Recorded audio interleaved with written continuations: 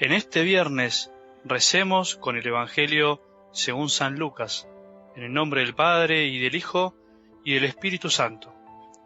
Jesús, al entrar al templo, se puso a echar a los vendedores, diciéndoles: «Está escrito, mi casa será una casa de oración, pero ustedes la han convertido en una cueva de ladrones».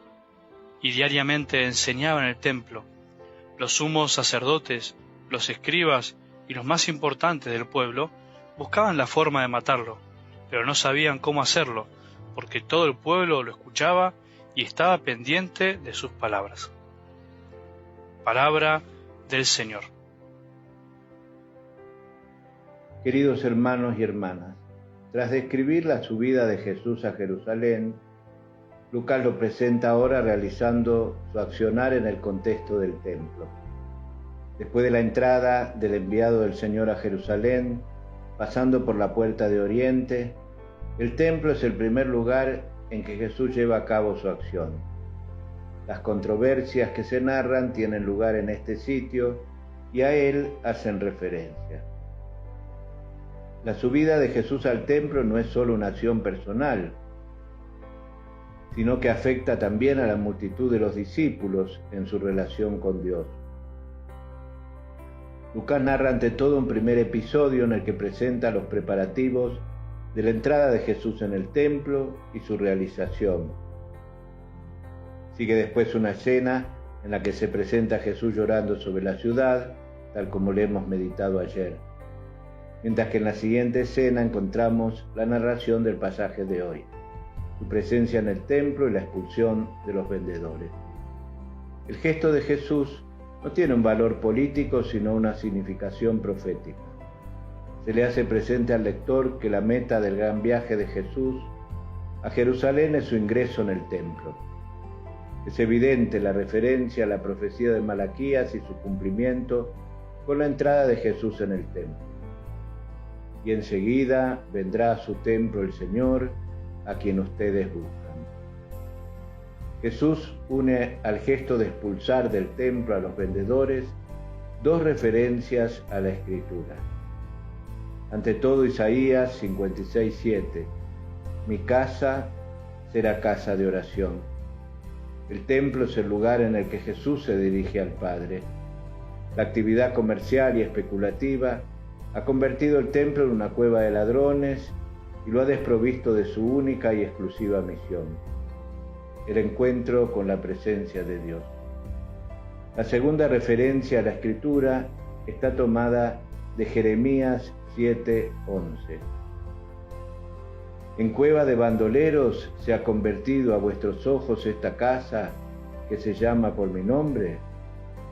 La imagen de cueva de ladrones le sirve a Jesús para condenar el tráfico material en sentido amplio, y no solo los tráficos deshonestos que de manera velada e ilegal se cometían en el templo. Jesús exige un cambio de rumbo, purificar el templo de todas aquellas torpes acciones humanas y conducirlo a su función originaria, rendir verdadero servicio a Dios. Expulsando a estos impostores del comercio, se cumple la profecía de Zacarías: y no habrá más comerciante en la casa de Yahvé aquel día. Al pronunciarse así Jesús sobre el templo, no se refiere a una restauración de la pureza del culto, como era intención de los celotas. La intención de Jesús va más allá de la pureza del culto, es más radical, es intransigente. El templo no es una obra realizada por el esfuerzo humano. La presencia de Dios no está ligada a su aspecto material. El auténtico servicio a Dios lo realiza Jesús con su enseñanza y su obra de salvación. Como era de esperar, con motivo de esta predicación, los sumos sacerdotes, los escribas y los notables del pueblo buscaban matarlo. En los límites temporales del espacio del templo, Jesús lleva a cabo una enseñanza altamente significativa. Es más, es justamente en este lugar tan fundamental para los judíos donde su enseñanza alcanza el vértice, y será desde aquí desde donde partirá la palabra de los apóstoles después de la resurrección y ascensión del Señor a los cielos. Así la difusión de la palabra de gracia, de la que Jesús es el único portador, se abre como un arco que tiene su inicio cuando con 12 años discute entre los doctores de la ley en el templo. Continúa con su enseñanza mientras atraviesa Galilea y durante el camino hacia Jerusalén, y se completa con la entrada en el templo, donde toma posesión de la casa de Dios. En este lugar se echan los fundamentos para la futura misión de la Iglesia, la difusión de la palabra de Dios. Los principales del pueblo no pretenden eliminar a Jesús solo por haber destruido los negocios económicos del templo, sino que sus motivos alcanzan a toda su anterior actividad y su enseñanza, y se hacen patentes ante el discurso contra el templo. Jesús reivindica algo que desencadena la reacción de los sumos sacerdotes y de los escribas. En contraste con esta actitud hostil, aparece la actitud del pueblo que le oía pendiente de sus labios. Para ellos, Jesús es visto como el Mesías, que con su palabra de gracia reúne en torno a él al pueblo de Dios.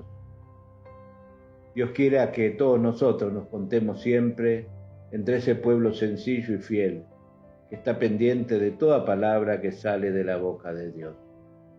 Señor, los bendiga en el nombre del Padre, y del Hijo, y del Espíritu Santo. Amén.